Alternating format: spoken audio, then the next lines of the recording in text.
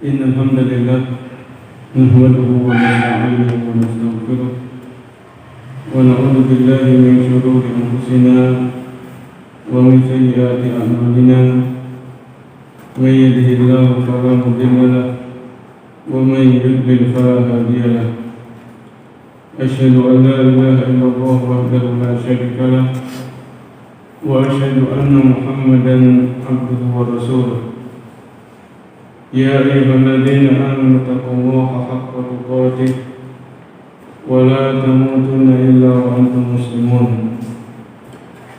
يا أيها الناس اتقوا ربكم الذي خلقكم من نفس واحدة وخلق منها زوجها وبث منهما رجالا كثيرا ونساء واتقوا الله الذي تساءلون به والأرحام إن الله كان عليكم رقيبا يا أيها الذين آمنوا اتقوا الله وقولوا قولا سديدا يصلح لكم أعمالكم ويغفر لكم ذنوبكم ومن يطع الله ورسوله فقد فاز فوزا عظيما أما بعد فإن أصدق الحديث كتاب الله وخير الهدى هدى النبي صلى الله عليه وسلم وشر الأمور محدثاتها وكل محدثة بدعة وكل بدعة ضلالة وكل ضلالة في النار.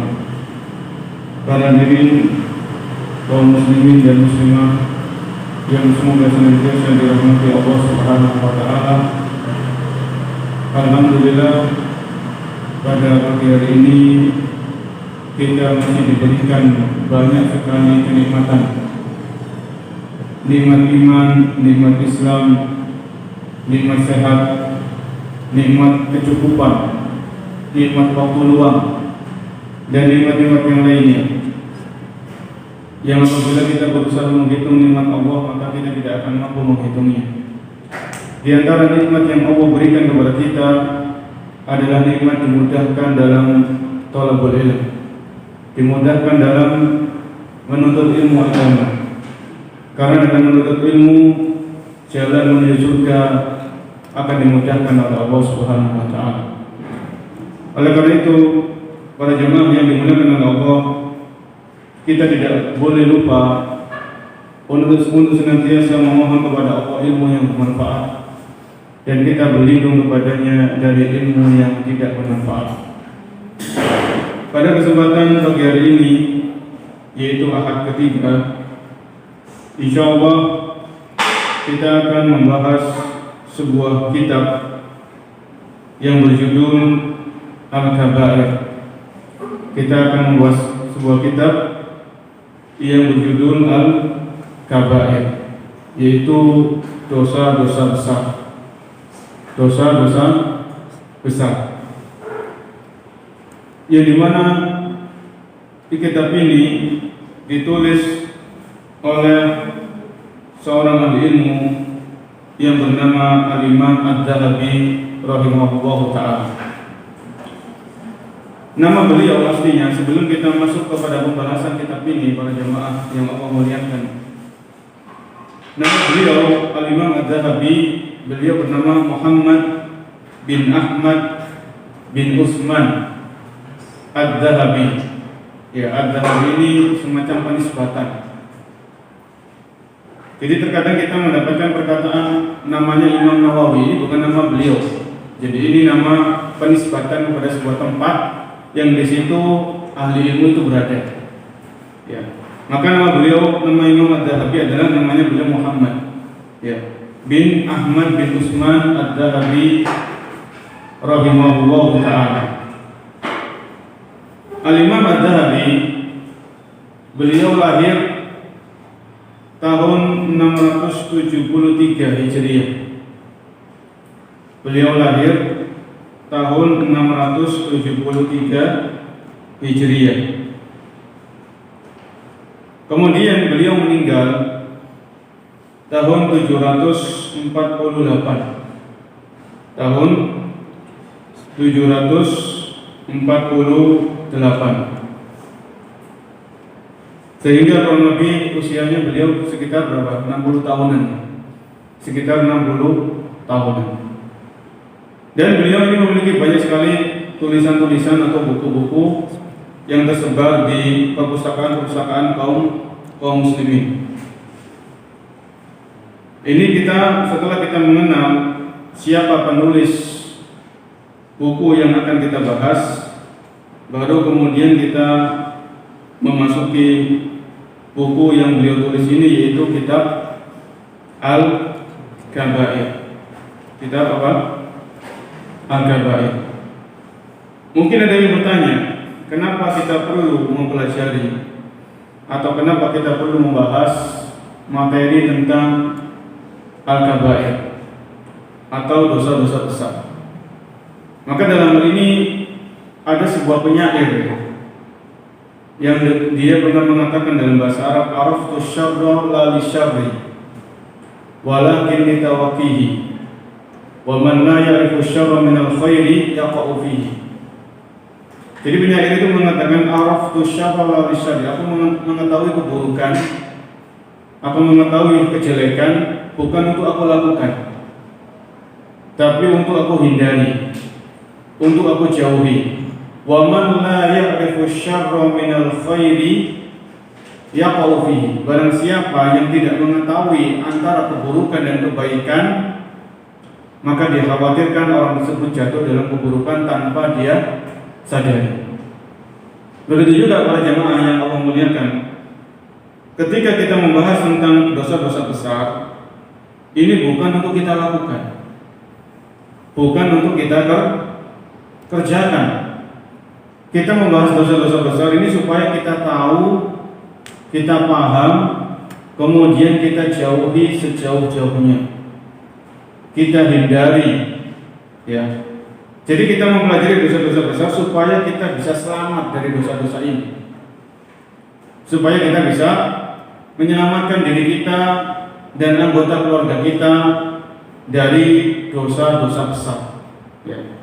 Ya, bisa dibayangkan para hadirin, kalau seseorang itu tidak paham, nggak punya ilmu, nggak mau belajar tentang dosa-dosa besar itu apa saja, ya, maka orang yang tidak punya ilmu, yang jauh dari majelis-majelis ilmu, bisa jadi orang yang seperti ini, dia akan dengan mudah, dia akan dengan gampangnya jatuh dalam dosa-dosa besar tanpa dia sadari kalau itu dosa besar. Ya, maka ini pentingnya sekali lagi para jemaah, pentingnya kita menuntut ilmu. Ya, kita luangkan waktu kita sediakan waktu kita untuk belajar. Ya, Allah memberikan kita 24 jam dalam sehari.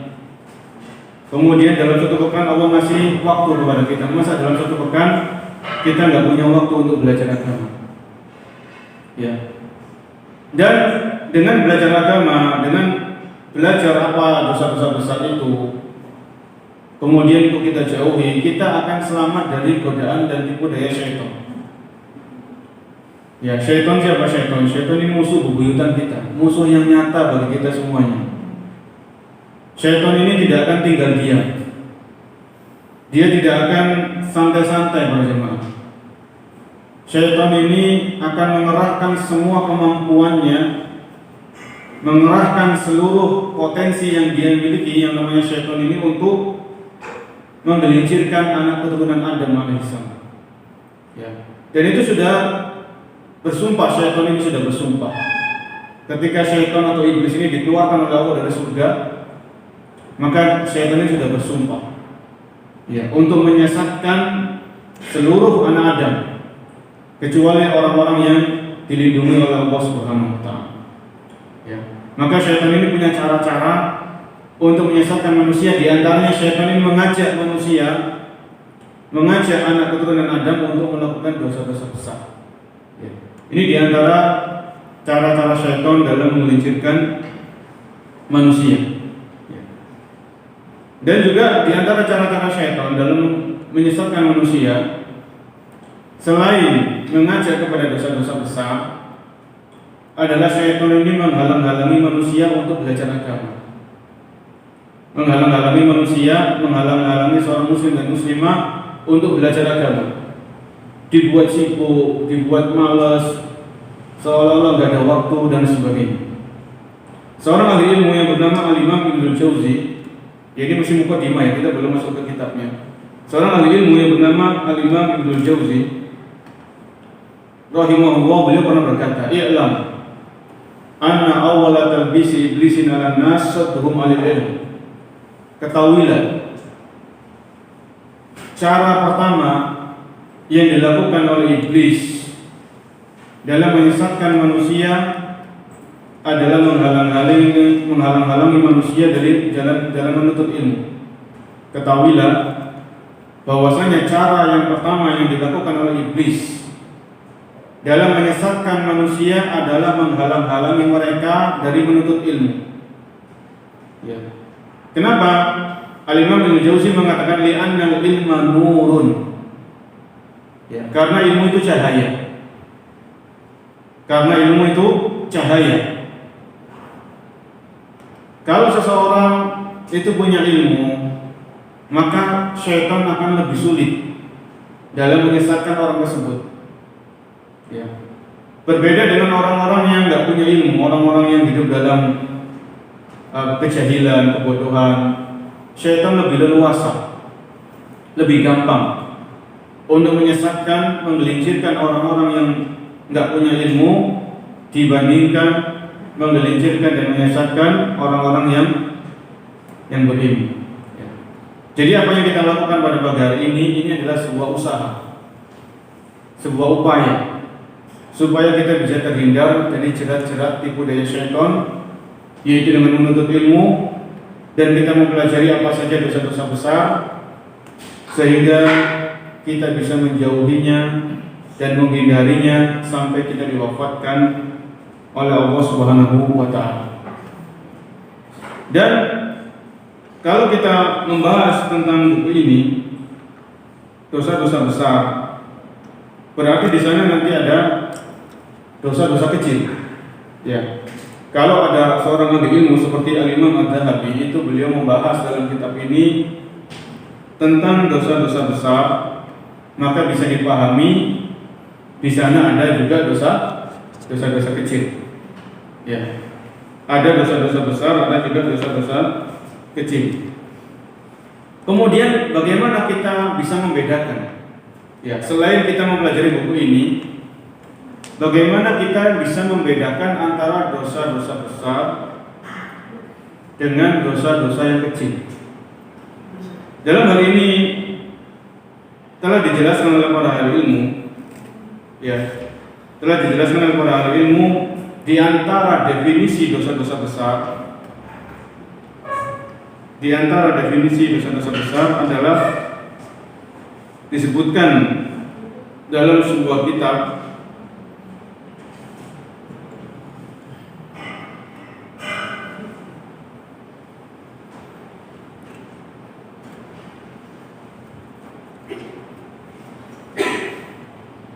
dosa-dosa besar, yaitu adalah dosa-dosa yang disebutkan hukumannya di dunia. Ya. Mimma fihi haddun fid dunya. Au jaa fihi wa'idun fil akhirah. Atau disebutkan ancamannya di akhirat. Au lu'ina fa'iluhu, atau pelakunya itu dilaknat oleh Rasul sallallahu alaihi wasallam. Ya. Jadi ini di antara ciri-ciri dosa besar, supaya kita bisa mengetahuinya secara awal ya, secara kita bisa mendeteksi di awal. Dosa-dosa besar itu para jemaah adalah dosa-dosa yang disebutkan hukumannya di dunia, seperti hukuman potong tangan bagi pencuri. Ya. Kemudian hukuman rajam bagi siapa? Orang-orang yang berzina. Kemudian hukuman kisos, orang yang membunuh maka hukumannya dia dibunuh. Ini di antara ciri-ciri bahwasanya dosa itu adalah dosa besar, yaitu dosa tersebut disebutkan hukumannya oleh Allah atau disebutkan hukumannya oleh Rasul Shallallahu Alaihi Wasallam di dunia. Jadi di dunia sudah ada hukumannya, belum lagi nanti di akhirat. Ya. Namun hukuman di dunia ini kalau ditegakkan itu akan mengurangi azab atau meminimalisir azab bagi orang tersebut di akhirat. Kalau orang pencuri misalnya, dia dipotong tangannya, kemudian pencuri ini dengan dipotong tangannya dia bertaubat kepada Allah Subhanahu Wa Taala. Maka dengan taubat tersebut si pencuri ini dengan izin Allah di akhirat dia akan tidak diazab oleh Allah Subhanahu Wa Taala. Ya. Ini diantara ciri-ciri dosa besar, yaitu dosa-dosa yang disebutkan hukumannya oleh Allah dan Rasulnya di dunia. Hukumannya itu ada di dunia. Atau juga dosa-dosa besar itu disebutkan ancamannya di akhirat. Ya. Disebutkan ancamannya di akhirat, yaitu ancaman berupa neraka, diharamkan baginya surga, ya, tidak diajak bicara oleh Allah Subhanahu Wa Taala di hari kiamat, kemudian dijauhkan dari rahmat Allah Subhanahu Wa Taala.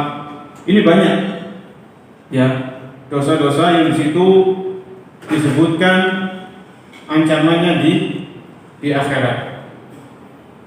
Kemudian di antara ciri-ciri dosa besar adalah bahwasanya pelakunya itu dilaknat, ya, dilaknat oleh Allah dan Rasulnya. Sebagaimana dalam sebuah hadis, la'anallahu man dzabaha li ghairillah. Allah melaknat orang-orang yang menyembelih untuk selainnya, yaitu selain Allah Subhanahu Wa Taala. Di sini disebutkan laknat, ya. Jadi kalau ada sebuah hadis yang di situ Rasul Shallallahu Alaihi Wasallam menyebutkan tentang laknat, maka di situ kita mendapatkan pelajaran bahwasanya dosa tersebut adalah dosa besar, karena pelakunya dilaknat oleh Allah Subhanahu Wa Taala. Dilaknat itu maksudnya dijauhkan dari rahmat Allah Subhanahu Wa Taala. Ya. Ini diantara semacam definisi bahwasanya dosa besar itu adalah dosa-dosa yang disebutkan hukumannya di dunia, atau dosa besar itu adalah dosa-dosa yang disebutkan ancamannya di akhirat, atau dosa-dosa yang pelakunya itu dilaknat oleh Allah atau dilaknat oleh Nabi kita Muhammad Sallallahu Alaihi Wasallam. Kemudian apa manfaat yang akan kita peroleh?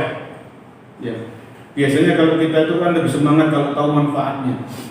Manfaatnya apa kalau kita menjauhi dosa-dosa besar? Ya, ini sebuah pertanyaan.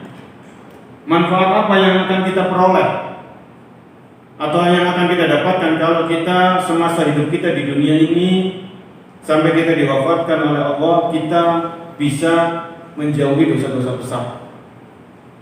Maka dalam ini Allah Subhanahu Wa Taala berfirman di dalam surat An-Nisa ayat nomor 31. Surat An-Nisa ayat ke-31. Allah berfirman, in tajtanibu kaba'ira ma tunhauna anhu nukaffir ankum sayyi'atikum wa nudkhilkum mudkhalan karima. In tajtanibu kaba'ir, kalau kalian menjauhi dosa-dosa besar. Kita perhatikan ayat ini. In tajtanibu kaba'ira ma tunhauna anhu, kalau kalian menjauhi dosa-dosa besar yang kalian dilarang darinya, apa kata Allah? Nukaffir ankum sayyi'atikum, maka kami, yaitu Allah Subhanahu Wa Taala, akan menghapuskan dosa-dosa kecil kalian. Kemudian Allah masih balasan yang lain, masih dalam ayat yang sama, wa nudkhilkum mudkhalan karima, dan kami, yaitu Allah, akan memasukkan kalian kepada tempat yang mulia, yaitu surga Allah Subhanahu Wa Taala.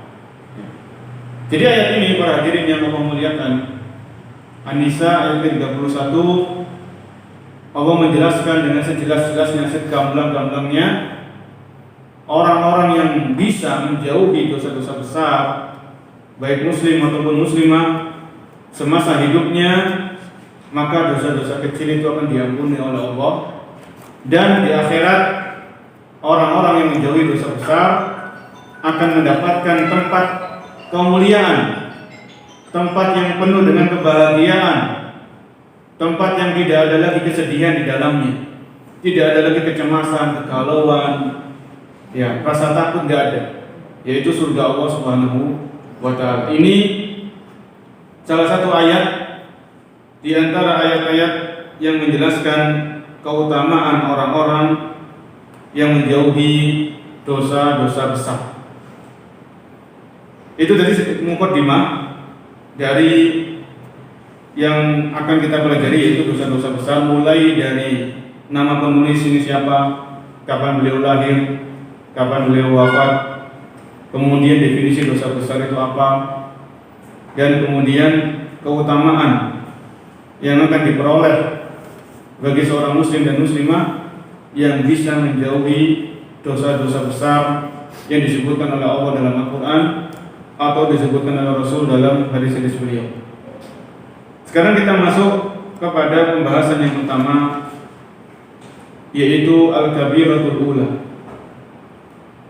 Dosa besar yang pertama yang wajib kita hindari, yang wajib kita jauhi adalah syirik. Syirik kepada Allah Subhanahu wa Ta'ala, menyekutukan Allah dengan makhluknya, ya, menyekutukan Allah dengan makhluknya.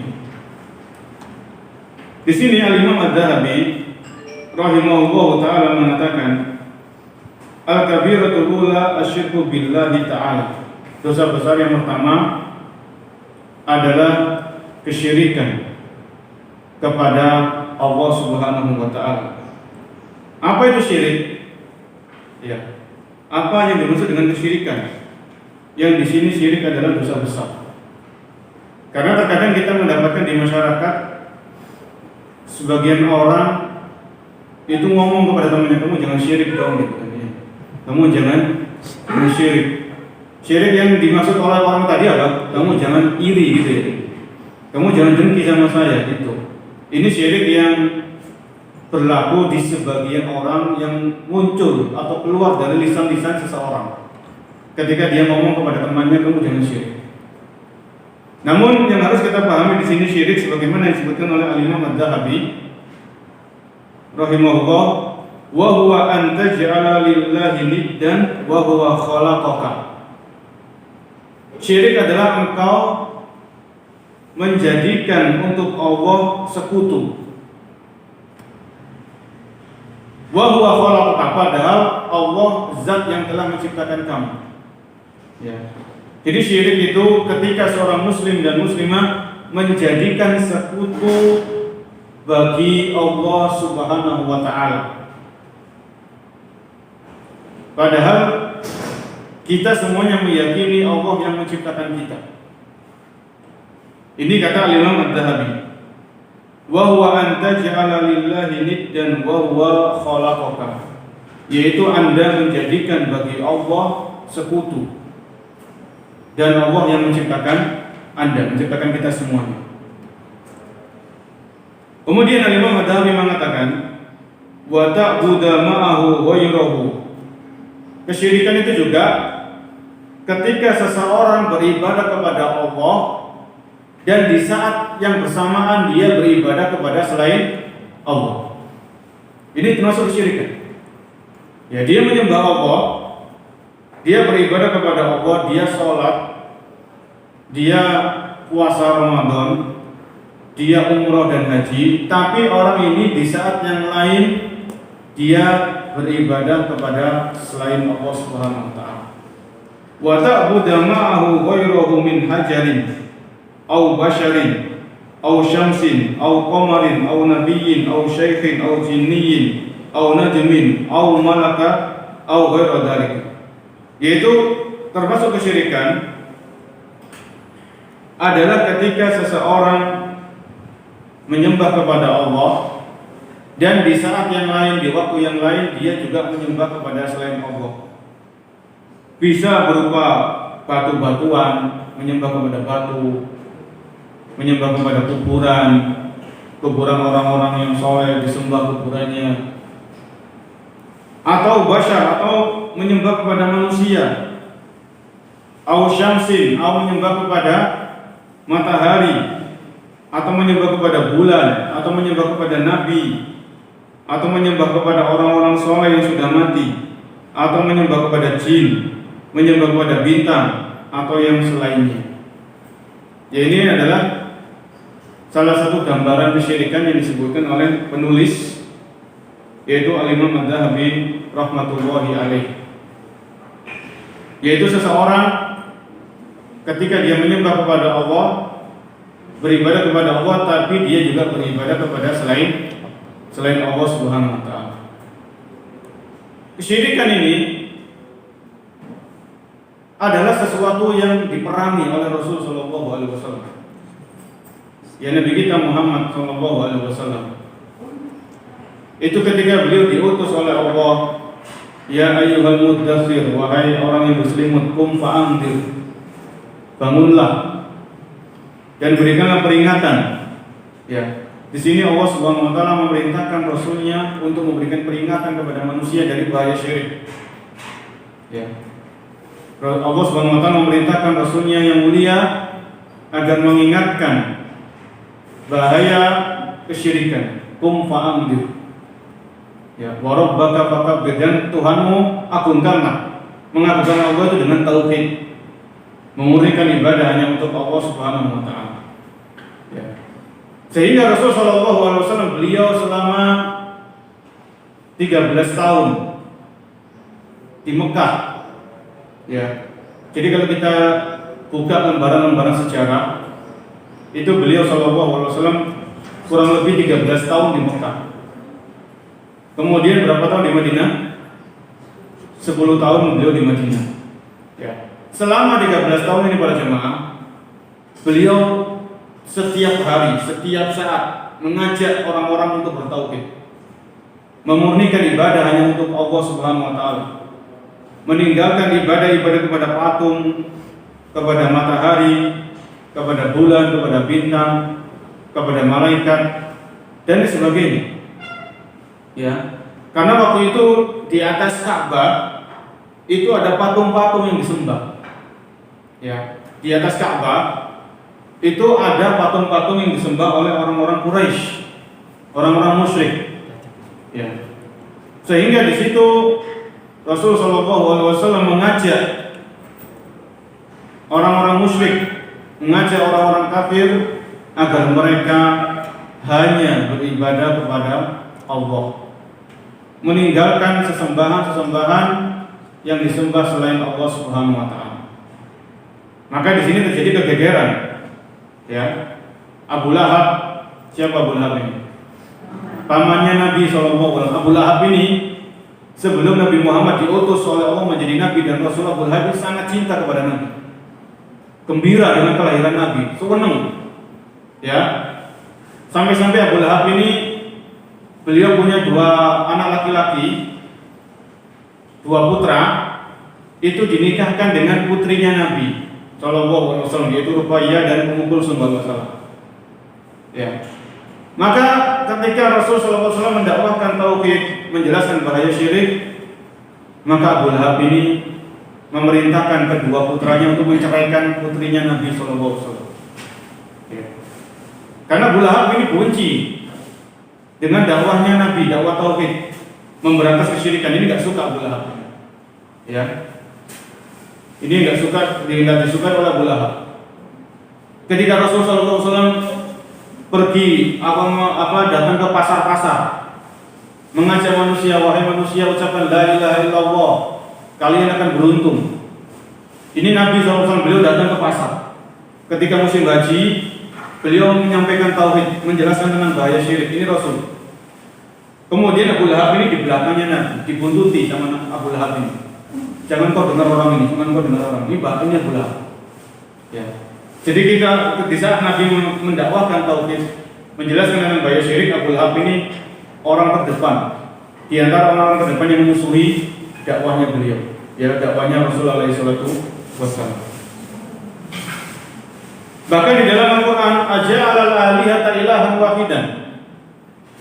Orang-orang musyrik, orang-orang kafir yang didakwahi oleh Nabi, itu mereka mengakui Allah yang menciptakan mereka. Orang-orang musyrik, orang-orang kafir yang didakwahi oleh Nabi di kota Mekah, itu mereka meyakini, mereka mengimani Allah menciptakan mereka.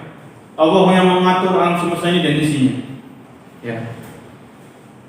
Hanya saja orang-orang musyrik, orang-orang kafir yang didakwahi oleh Nabi, mereka menyebutkan Allah dengan menyembah kepada selain Allah Subhanahu wa taala. Mereka menyembah kepada Allah, tapi mereka juga beribadah kepada selain Allah. Di sinilah bentuk kesyirikan yang mereka lakukan. Di sinilah bentuk kesyirikan yang dilakukan oleh orang-orang musyrik dan orang-orang kafir di zaman Rasul Shallallahu Alaihi Wasallam. Ketika orang-orang musyrik, orang-orang kafir ini mereka menaiki sebuah perahu atau kapal, kemudian mereka berjalan di tengah lautan. Terjadilah ombak yang besar, angin yang kencang. Maka orang-orang musyrik, orang-orang kafir ini ketika terjadi gelombang yang besar, maka mereka khawatir, mereka takut kalau kapalnya tenggelam. Di saat itulah mereka memurnikan ibadah hanya untuk Allah Subhanahu wa taala. Mereka berdoa hanya kepada Allah. Ya.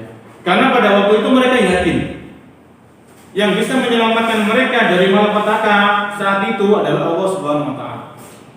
Patung-patung yang mereka sembah itu nggak bisa menyelamatkan mereka.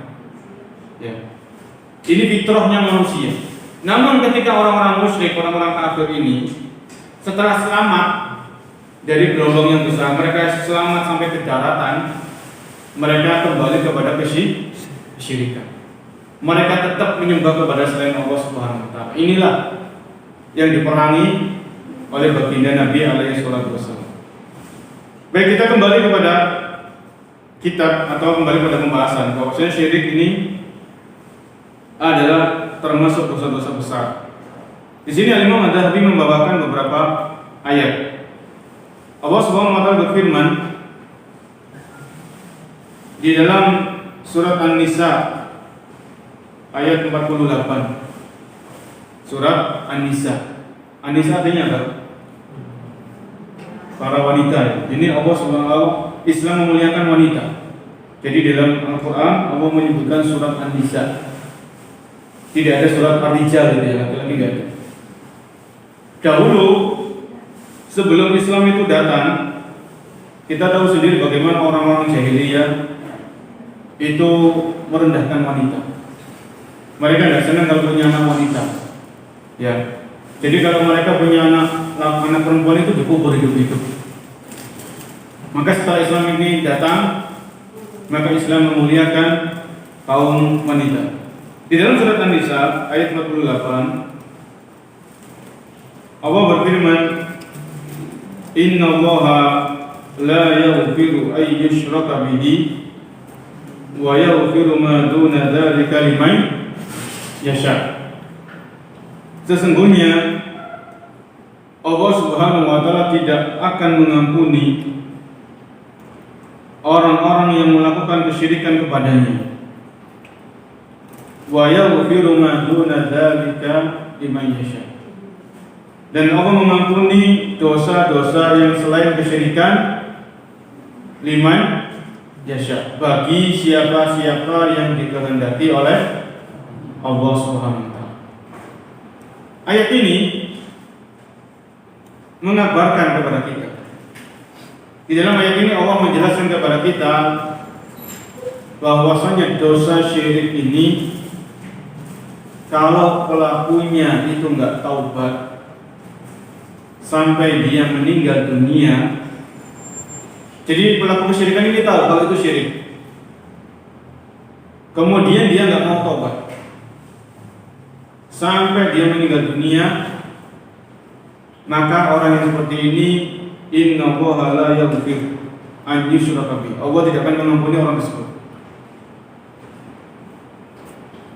Sehingga hal ini menuntut kita untuk berhati-hati, untuk waspada, ya, untuk siap siaga, senantiasa berusaha untuk menjauhi yang namanya kesyirikan, syirik yang besar ataupun syirik yang kecil. Ya, semuanya kita jauhi. Terlebih-lebih syirik besar ya. Karena apa? Karena kalau seseorang itu melakukan kesyirikan, syirik yang besar, seperti menyembelih untuk selain Allah, berdoa kepada selain Allah, kemudian beristighosah kepada selain Allah, ya, maka ini syirik-syirik besar. Kalau pelakunya itu tidak mau taubat dan dia paham itu kesyirikan, Allah tidak akan mengampuni dosa orang yang seperti ini. Kalau kita perhatikan, Allah memiliki Asmaul Husna. Di antara nama-nama Allah yang indah itu Allah memiliki nama Al-Ghafur. Apa Al-Ghafur? Allah Maha Pengampun. Ya. Allah ini Maha Pengampun, para jemaah.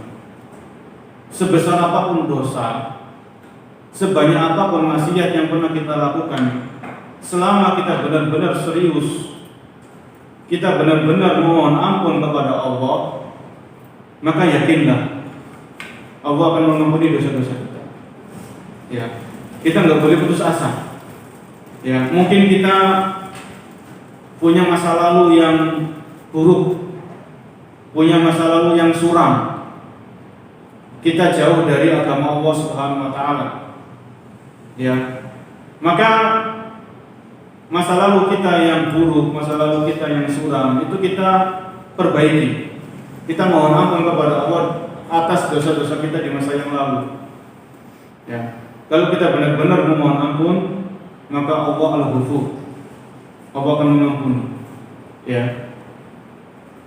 Kecuali kesyirikan. Kesyirikan ini kalau orang itu, sekali lagi, kalau ini ayat ini mengatakan innallaha la yaghfiru an yushraka bihi wa yaghfiru ma duna dzalik. Allah tidak akan mengampuni dosa orang yang melakukan kesyirikan.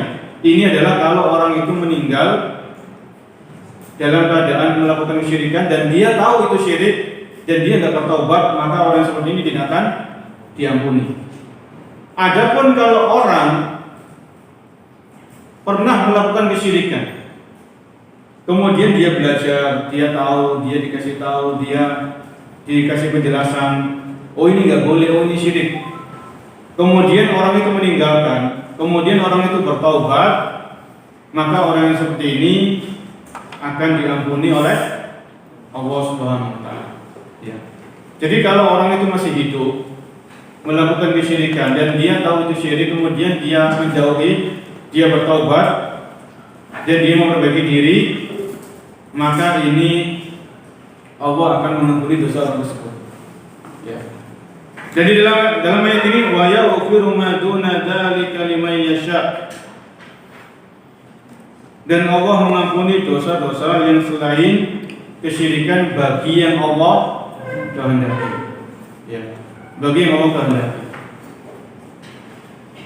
Ini ayat ini adalah menjelaskan tentang bahaya dosa syirik. Dan dosa syirik ini adalah dosa besar yang nomor satu. Dosa besar yang paling besar itu dosa kesyirikan. Gak ada di dalam Islam dosa yang lebih besar dari dosa syirik itu gak ada. Ya, oleh karena itu Imam Adz-Dzahabi di dalam buku beliau ini, beliau menaruh nomor pertama ini dosa syirik. Ya, beliau menjelaskan nomor satu, peringkat satu dari dosa-dosa besar itu dosa kesyirikan. Ini bukan gak ada alasannya. Ini bukan ngomong kosong, tapi memang di situ dalil-dalil dari Al-Quran dan Sunnah menjelaskan hal itu, ya, tentang bahaya kesyirikan. Kemudian Allah mengampuni dosa-dosa selain kesyirikan ini, ya, sekali lagi Allah Maha Pengampun. Jadi kalau kita pernah melakukan dosa dan salah, maka hendaknya kita memohon ampun kepada Allah Subhanahu wa taala. Cara yang pertama dalam memohon ampun itu kita mengakui kesalahan-kesalahan kita. Jadi kalau kita salah, kita pernah maksiat, itu kita akui. Ya. Sebagaimana Nabi Adam alaihissalam bersama istri beliau, ketika Nabi Adam ini memakan apa? Ya, memakan buah dari pohon yang terlarang. Itu Nabi Adam mengakui kesalahan beliau. Beliau mengatakan Rabbana dzalamna anfusana. Ya Allah, kami telah mendolimi diri kami. Ini jadi seseorang itu ketika dia mohon ampun kepada Allah, kita akui dulu kesalahan kita. Kita akui kekhilafan kita. Ya, Rabbana dzalamna anfusana. Ini menunjukkan kita merendahkan diri serendah-rendahnya di hadapan Allah. Ya, Rabbana dzalamna anfusana wa illam taghfir lana. Dan apabila Engkau tidak mengampuni kami, wa tarhamna, apabila Engkau tidak mengasihi kami, lanakunanna minal khasirin, maka kami termasuk orang-orang yang rugi. Ya. Ini pengakuan para jemaah. Jadi dosa-dosa, maksiat-maksiat yang mungkin pernah kita lakukan di masa yang lalu kita akui. Ketika kita sendirian di hadapan Allah, ketika sepertiga malam terakhir misalnya, nggak ada orang lain di situ, kita akui kesalahan-kesalahan kita di hadapan Allah Subhanahu Wa Taala, dan kita mohon ampun kepadanya. Dan ini juga diajarkan oleh Rasul Sallallahu Alaihi Wasallam ketika Sayyidul Istighfar.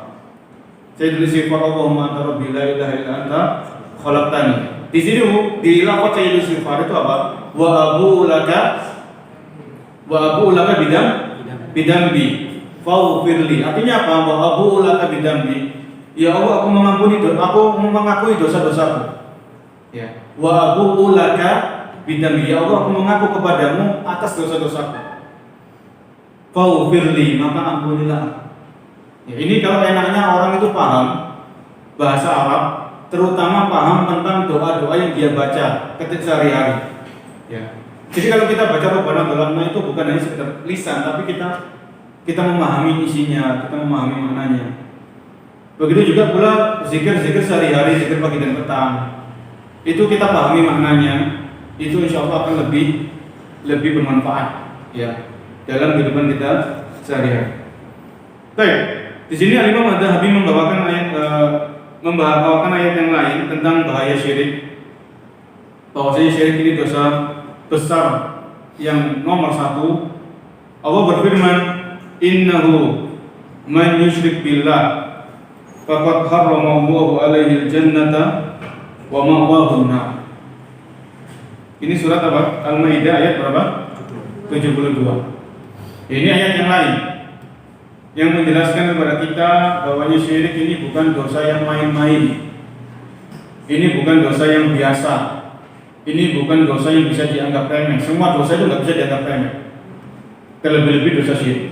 Allah berfirman, innahu, sesungguhnya, man yusyrik billah, barang siapa yang menyekutukan Allah dengan sesuatu yang lain, dengan makhluknya, faqad harramallahu alaihi al-jannah, maka Allah telah mengharamkan bagi orang tersebut surganya. Wa ma'wahun nar, dan tempat kembalinya adalah neraka. Ya. Ini Al-Maidah ayat 72. Di dalam ayat ini Allah Subhanahu wa taala menjelaskan tentang bahaya kesyirikan yang lain. Kalau di ayat yang tadi An-Nisa 48, di situ Allah mengabarkan dosa syirik ini tidak diampuni kalau pelakunya tidak taubat sampai mati. Kemudian di ayat ini Allah menjelaskan bahaya kesyirikan yang lain, bahwasanya orang-orang yang melakukan kesyirikan dan dia tidak taubat semasa hidupnya, faqad harramallahu alaihi jannah, maka Allah haramkan bagi orang tersebut surganya. Ya. Kalau orang itu diharamkan oleh Allah dari surganya, maka pasti tempat kembalinya ke mana? Neraka. Wa ma'wahun nar. Dan tempat kembalinya, tempat tinggalnya adalah neraka. Wa ma'wahun nar. Ya. Ini Allah mewanti-wanti ya. Allah memperingatkan kita agar kita senantiasa menjaga diri dan keluarga kita dari dosa-dosa kesyirikan. Karena setiap muslim dan muslimah pasti memiliki cita-cita, yaitu ingin meraih surga Allah Subhanahu wa taala. Ini cita-cita yang paling tinggi. Cita-cita yang mulia. Ya. Jadi kalau di dunia ini para jamaah kita semuanya punya harapan. Di dunia ini kita punya cita-cita. Ya, ingin punya ini, ingin punya itu, ingin pergi ke tempat ini misalnya, ingin bisa mencicipi makanan ini dan itu cita-cita duniawi. Ya. Cita-cita duniawi ini kita tetap berdoa kalau memang cita-cita itu yang diperbolehkan oleh Islam, bukan yang bertentangan dengan syariat Islam. Kalau cita-cita dunia itu kita berdoa kepada Allah agar Allah bisa memudahkan kita meraih cita-cita tersebut. Kita berusaha totalitas misalnya dalam meraih cita-cita tersebut. Namun seandainya cita-cita dunia ini nggak tercapai, ya Allah menakdirkan yang lain, maka kita nggak perlu terlalu bersedih. Ya. Tapi kalau cita-cita akhirat surga ini yang harus kita fokuskan, yang harus kita kerahkan semua potensi kita untuk bisa meraih surga Allah Subhanahu wa taala. Ada yang Allah kasih ilmu, maka ilmunya ini digunakan untuk bisa meraih surga Allah Subhanahu wa taala. Ya. Ilmunya diajarkan, ilmunya disebarkan. Ada yang Allah kasih harta, maka orang tersebut menggunakan hartanya sebagai sarana untuk meraih surga Allah Subhanahu wa taala. Ada orang yang dikasih oleh Allah kecerdasan, ya. Ada yang Allah kasih jabatan misalnya, maka jabatan itu digunakan untuk meraih surga Allah Subhanahu wa taala dengan memudahkan urusan orang, ya, atau yang semisalnya. Maka cita-cita orang yang beriman, tujuan orang yang beriman itu adalah bagaimana meraih surga Allah Subhanahu wa taala. Dan meraih surga ini adalah di antara caranya dengan menjauhi kesyirikan. Ya. Menjauhi kesyirikan ini wajib. Sebuah syarat yang wajib untuk bisa meraih surga adalah menjauhi dosa syirik. Ya, menjauhi dosa syirik. Dan di antara cita-cita kita di surga, cita-cita kita di akhirat adalah supaya selamat dari neraka. Ya. Dari neraka. Bahkan disebutkan bahwasanya panasnya neraka ini sebanyak 69 lipat kali daripada api dunia. Jadi kalau api dunia ini kita nggak mampu dan nggak kuat menahan panasnya, bagaimana dengan api neraka? Ya, jadi pelaku kesyirikan ini kalau dia nggak taubat, sekali lagi supaya kita nggak salah paham, kalau dia nggak taubat dan dia paham itu syirik, sudah dijelaskan bolak-balik itu syirik tapi tetap dia lakukan, maka ini orang yang seperti ini sangat disayangkan. Nanti di akhirat adalah Allah mengancam dia, orang tersebut, dengan nerakanya. Ya. Bahkan ketika di antara doa yang sering dibaca seorang muslim dan muslimah atau yang dikenal di masyarakat dengan doa sabu jagat. Apa doa sabu jagat ini? Iya. Rabbana atina fid dunya hasanah wa fil akhirati hasanah wa qina adzabannar. Rabbana atina fid dunya hasanah. Ya Allah, wahai Tuhan kami, berikanlah kami kebaikan-kebaikan di dunia. Berikanlah kami kebaikan di dunia. Rabbana atina fid dunya hasanah. Kebaikan dunia ini macam-macam. Kesehatan, anak soleh dan soleha, suami yang soleh, istri yang soleh. Ini kebaikan dunia. Ya, rumah tangga yang harmonis, rumah yang tentrem, tetangga yang baik, dimudahkan menuntut ilmu, dimudahkan beramal soleh. Ini kebaikan dunia. Rabbana atina fid dunya hasanah. Ya. Wa fil akhirati hasanah. Ya Allah, berikanlah kami kebaikan di akhirat. Kebaikan di akhirat ini macam-macam. Sebagaimana disebutkan oleh para ulama, dimudahkan menjawab pertanyaan malaikat di dalam kubur itu kebaikan di akhirat. Diselamatkan dari azab kubur itu kebaikan di akhirat. Ya, diberikan naungan oleh Allah di suatu hari yang tidak ada naungan lagi kecuali naungan dari Allah. Itu kebaikan di akhirat. Dimudahkan melewati sirat, itu kebaikan di akhirat. Dimudahkan menerima buku catatan dengan tangan kanan, ini kebaikan di akhirat. Ya, wa qina adzabannar. Dan lindungilah kami ya Allah dari neraka. Jadi kalau orang itu berdoa minta kepada Allah dilindungi dari neraka, maka nggak cukup hanya doa, harus usaha. Di antara usaha supaya kita dilindungi dari neraka adalah dengan menjauhi kesyirikan. Ya. Di antara bentuk upaya yang kita kerjakan agar kita dihindarkan dan dilindungi oleh Allah dari nerakanya adalah dengan menjauhi yang namanya dosa syirik. Ini dari surat Al-Maidah ayat ke-72. Allah memberikan ancaman neraka bagi para pelaku kesyirikan. Kemudian di dalam ayat yang lain, di sini Imam Adz-Dzahabi membawakan ayat yang lain. Allah berfirman dalam surat Luqman ayat ke-13, Inna syirka la dzulmun adzim. Sesungguhnya kesyirikan merupakan perbuatan zalim yang paling agung. Ya, inna syirka la dzulmun adzim. Yang dimaksud kezaliman itu apa? Seorang itu dikatakan zalim kalau dia meletakkan sesuatu bukan pada tempatnya. Seseorang itu dikatakan berbuat zalim kalau dia meletakkan sesuatu bukan pada tempatnya. Nah, sedangkan ibadah, kita tahu ibadah ini hanya untuk Allah Subhanahu wa taala. Wa ma umiru illa liya'budullaha mukhlishina lahu din. Dalam surah Al-Bayyinah ayat 5. Wa ma umiru, dan tidaklah mereka diperintahkan illa liya'budullaha, kecuali agar mereka hanya beribadah kepada Allah. Mukhlishina lahu din. Memurnikan agama ini hanya untuk Allah. Agama ini kan ya sholat, ya puasa, ya silaturahmi, ya berbuat baik kepada tetangga. Semuanya yang ada dalam Islam berupa ibadah itu hanya untuk Allah Subhanahu wa taala. Mukhlis, murni.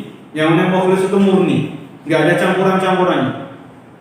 Ya. Jadi kalau ibadah itu semuanya hanya untuk Allah, kemudian ada orang menyelewengkan ibadah kepada selain Allah, maka orang ini berbuat zalim. Karena dia mengatakan ibadah bukan pada tempatnya, bukan kepada zat yang berhak untuk diibadahi. Ya, ini hati-hati. Jadi berbuat zalim, sesungguhnya kesyirikan merupakan kezaliman yang paling besar. Dan ayat ini berkaitan dengan nasihat Luqman kepada siapa? Kepada putranya, kepada anaknya. Wa id qala Luqmanu li ibnihi wa huwa ya'idu ya bunayya la tusyrik billah. Dan ingatlah ketika Luqman memberikan nasihat kepada putranya, wahai anakku, janganlah kau menyekutukan Allah dengan makhluknya. Ya, inna syirka la dzulmun adzim. Ini menunjukkan kepada kita para jemaah yang Allah muliakan, hendaknya orang tua, hendaknya seorang bapak, ya, termasuk juga seorang ibu mengingatkan akan putra-putrinya dari bahaya syirik. Ya, mengingatkan anak-anaknya dari bahaya kesyirikan. Sebagaimana yang dilakukan oleh Luqman kepada putranya. Ya. Ini perlu kita contoh, perlu kita teladani, perlu kita tiru. Yaitu kita mengingatkan kepada putra-putri kita dari bahaya dosa kesyirikan. Bahkan Nabi kita Muhammad SAW itu ketika beliau membonceng sepupu beliau, siapa sepupu beliau? Abdullah bin Abbas. Ya, ini pendidikan Nabi kepada anak yang masih kecil. Abdullah bin Abbas waktu itu belum balik, masih kecil. Ya, ketika dibonceng sama Nabi di atas onta, di atas hewan tunggangan, wahai anak kecil, aku akan mengajari kamu beberapa kalimat. Ya, ihfadillah yahfadka.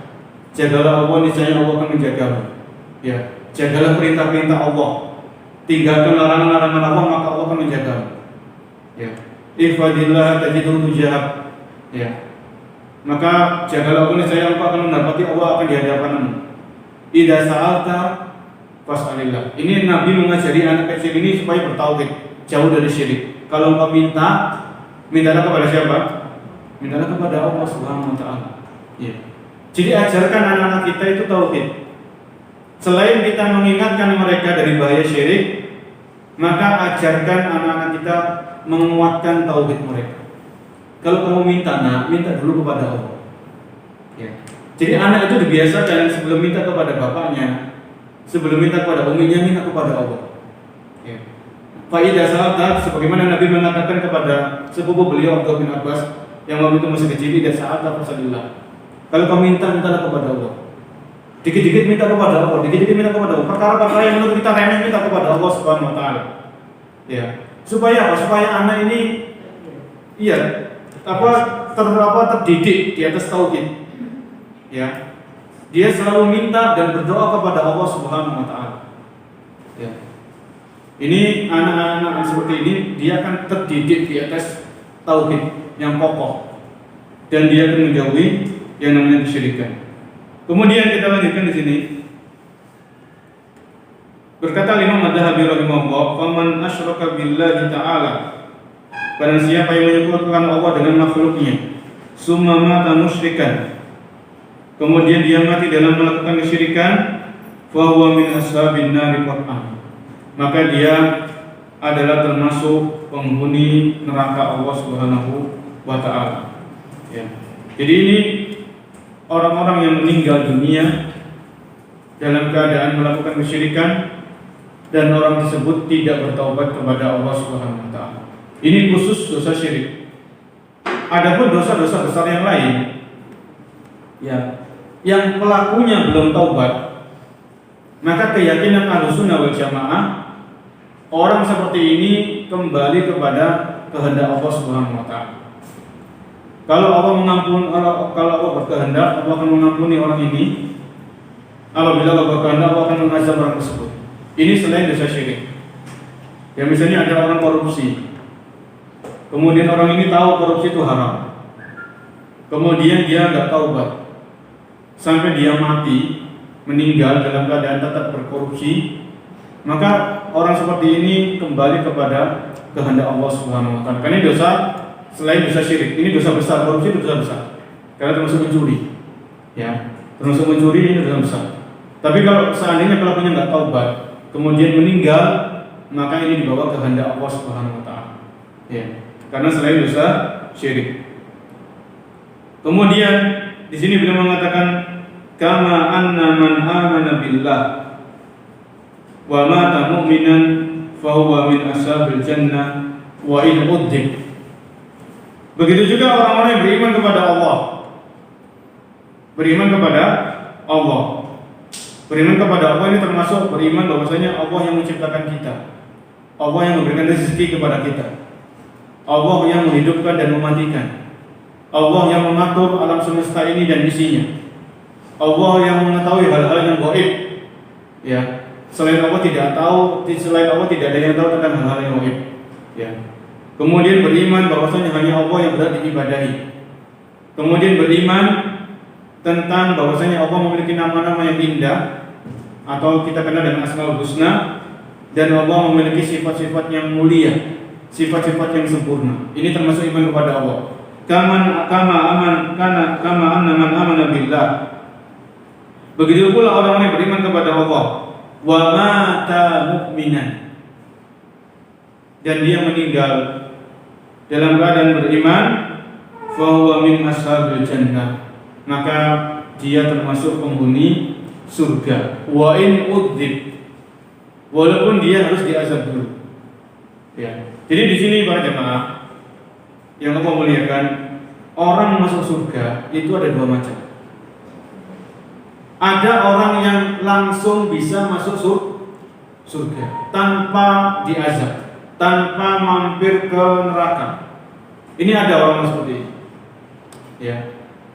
Ada juga yang kedua, orang-orang yang mereka masuk surga, tapi mereka punya maksiat, punya dosa, yang itu menyebabkan mereka harus mampir dulu ke neraka.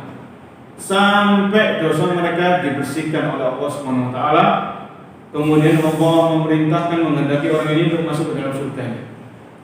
Ya. Jadi ini harus kita perhatikan. Yang harus kita kejar itu bagaimana caranya kita bisa langsung masuk ke surga. Ya. Satu hari di neraka itu naudzubillah, satu hari di neraka ngeri pada jemaah. Ya. Satu hari di neraka itu sangat mengerikan. Siksa neraka yang paling ringan itu orang disuruh pakai sendal dari api neraka, kemudian sambil mendidih otak yang ada di kepalanya. Ini satu hari.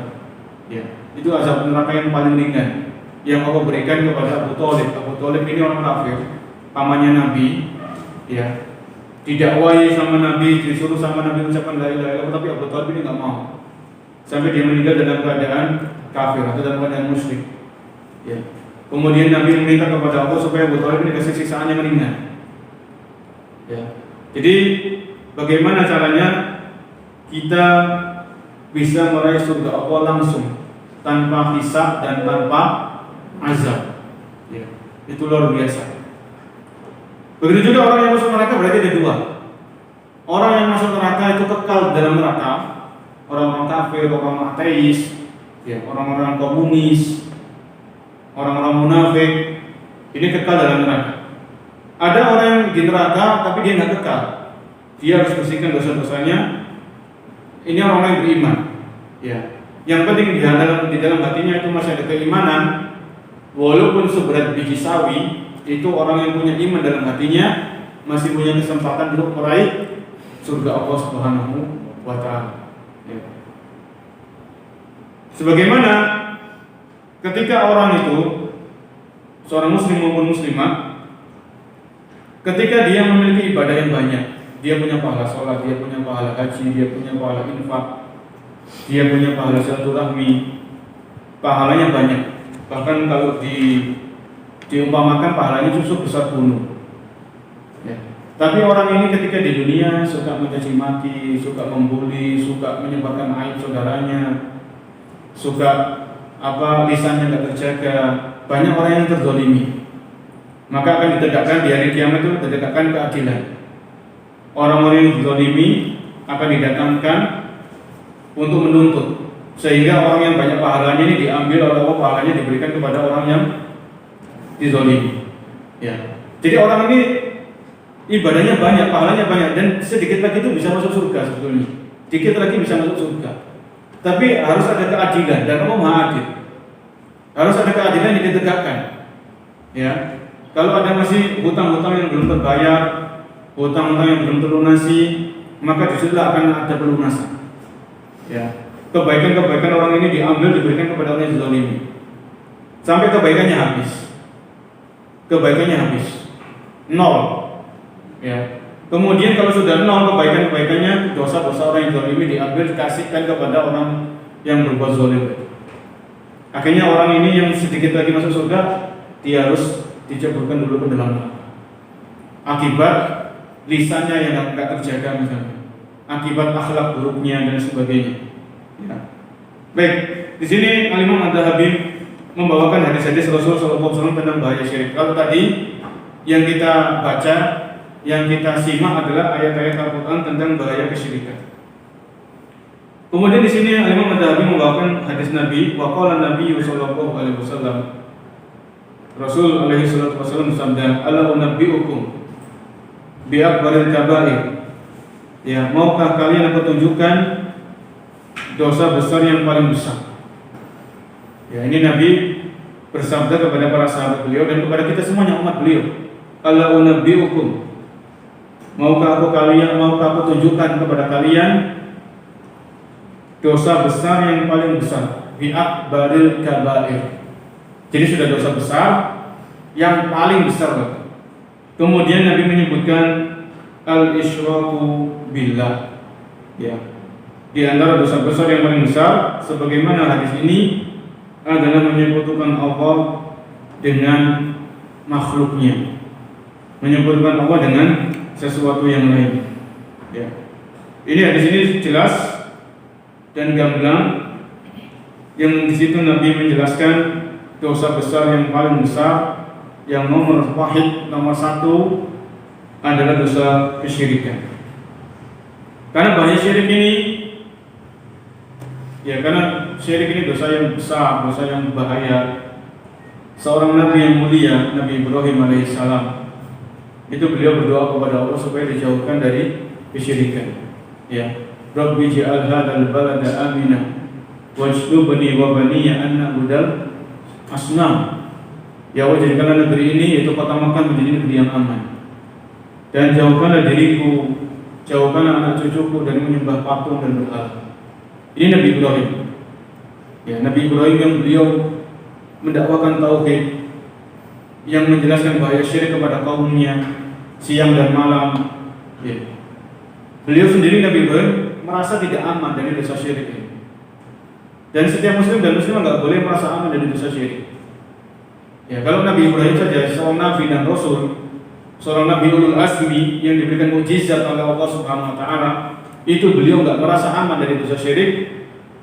maka kita juga nggak boleh merasa aman dari dosa kesyirikan. Dan kita berdoa kepada Allah. Ya, doanya Nabi Ibrahim itu kita baca nggak apa-apa, itu doa dari Al-Quran. Ya, sebaik-baik doa itu doa yang bersumber dari Al-Quran. Kemudian doa-doa yang bersumber dari hadis-hadis Rasul SAW. Ini sebaik-baik doa. Kalau mampu kita hafalkan, kita hafalkan. Kalau nggak mampu ya wis doa sesuai dengan kemampuan kita masing-masing. Doa pakai bahasa Indonesia, pakai bahasa Jawa, atau yang semisalnya. Ya. Tapi sekali lagi, sebaik-baik doa itu dari Al-Quran dan Sunnah. Kalau mampu kita hafalkan dan kita pelajari makna-maknanya. Kemudian dalam hadis yang lain, Rasulullah SAW bersabda, "Ijtanibu as-sab'al mubiqat." Ijtanibu as-sab'al mubiqat. Jauhilah 7 dosa yang membinasakan. Jauhilah 7 dosa yang menyengsarakan. Ya, yang membuat pelakunya itu menderita. Ijtanibus sab'al mubiqat. Kemudian di antara 7 dosa yang membuat pelakunya sengsara dan binasa, maka pada minha asyirku. Ya, Rasulullah SAW menyebutkan dari 7 dosa tadi yang bisa membuat pelakunya binasa dan sengsara. Yang pertama adalah dosa kesyirikan. Ya, ijtanibus sab'al mubiqat. Qalu ya Rasulullah, para sahabat bertanya, "Wa ma hunna?" Apa 7 dosa yang membuat pelakunya itu binasa dan sengsara dan menderita? Maka Nabi menjelaskan asyirku billah, kesyirikan kepada Allah. Kemudian as-sihr, ya, melakukan sihir. Kemudian wa qatlun nafsil lati haramallahu illa bil haqq. Kemudian dosa membunuh. Kemudian wa aklu riba, memakan harta riba. Kemudian memakan harta anak yatim. Ya, kemudian lari dari medan perang. Ya, dan menuduh wanita muslimah dengan tuduhan-tuduhan keji. Ini di antara 7 dosa yang membinasakan, yang di situ Nabi menyebutkan yang pertama adalah dosa kesyirikan. Ya, dosa kesyirikan. Kemudian di dalam hadis yang lain, di sini Al-Imam Ad-Dahabi membawakan hadis yang lain. Wa qala Rasulullah sallallahu alaihi wasallam, ya, man baddala dinahu faqtuluh. Barang siapa yang merubah agamanya, maksudnya di sini keluar dari Islam, maka faqtuluh, maka bunuhlah dia. Ya, ini ancaman atau hukuman bagi orang-orang yang murtad, itu adalah dibunuh. Dan yang membunuh di sini adalah pemerintah kaum muslimin, bukan individu-individu, bukan perorangan. Ya, man baddala dinahu faqtuluh. Orang yang keluar dari Islam, maka dia akan menuju kepada agama-agama yang disitu kesyirikan. Ya, orang-orang Nasrani itu melakukan kesyirikan, orang-orang Yahudi melakukan kesyirikan. Ya, apalagi agama-agama yang itu bukan agama-agama dari langit. Ya, seperti Hindu, Buddha, Konghucu, ini kan agama-agama yang jelas itu adalah mereka para orang-orang musyrik, orang-orang yang menyembah kepada selain Allah Subhanahu wa taala. Ya.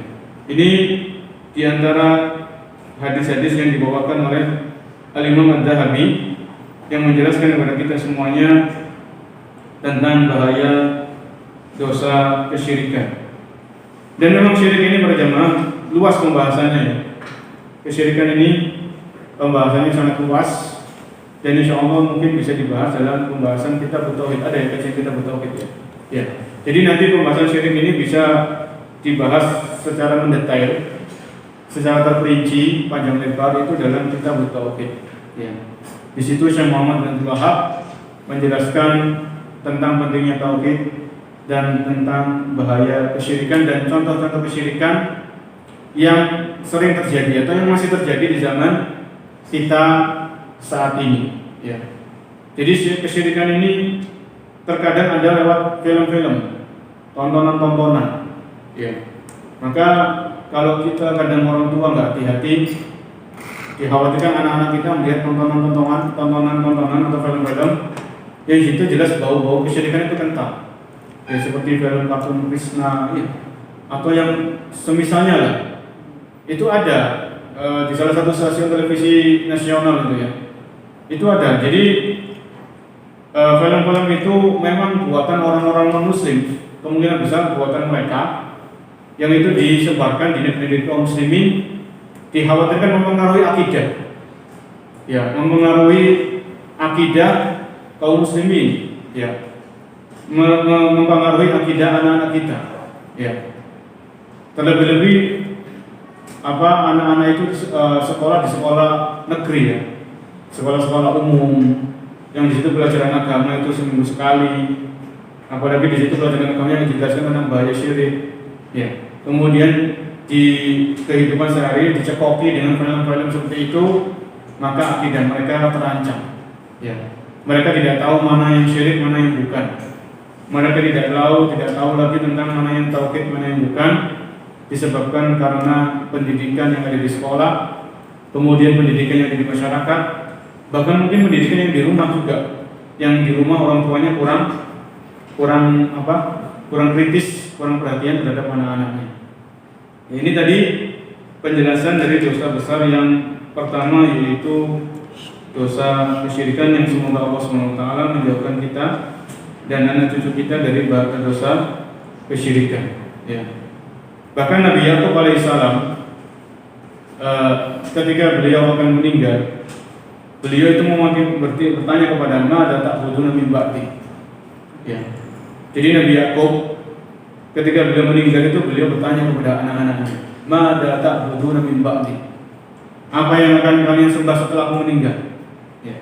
Jadi Nabi Yakub ini nggak khawatir anaknya itu nggak bisa makan, nggak bisa dapat pekerjaan, tapi yang dikhawatirkan oleh seorang ayah, ya, seperti Nabi Yakub itu, beliau bertanya kepada putra-putranya, Mada ta'buduna min ba'di, apa yang kalian sembah setelah aku meninggal? Apakah kalian tetap bertauhid, menyembah hanya kepada Allah, beribadah kepada Allah, menjauhi syirik, atau kalian merubah agama kalian? Ya. Ini yang harus dikhawatirkan seorang ayah, seorang ibu kepada putra-putrinya, agar mereka senantiasa di atas tauhid dan jauh dari yang namanya dosa kesyirikan. Mungkin sampai di sini materinya. Kalau ada yang mau menambahkan atau ada yang bertanya, kita persilakan.